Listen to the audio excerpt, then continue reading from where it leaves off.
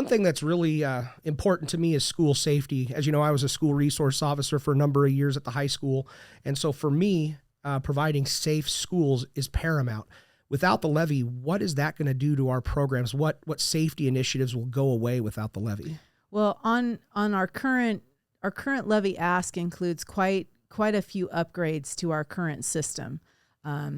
We currently have a buzz-in system, so think controlled access, whereby we control who comes into the building. We want to move that to access control, whereby the schools are locked down automatically. The doors are locked when school starts. They're unlocked right before school ends, and there are sensors on every exterior door. None of that can happen without this levy. We're also in need of, my joke is, do you still have a cell phone from 2008 that you use? In a drawer, but not that I use. Right. Well, some of our cameras, our security cameras, are that old. And so 70% of our cameras are at the end of life or past the end of life. This levy upgrades those security cameras. Those security cameras don't happen if this levy doesn't pass.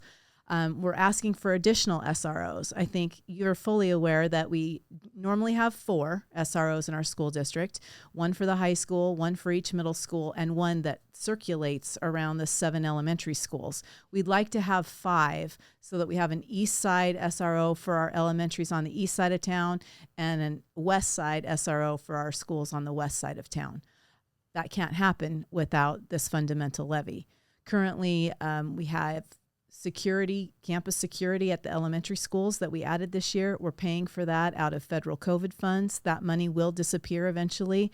Those folks have been really great and very helpful to our elementary principals and staff. We need a way to fund those people.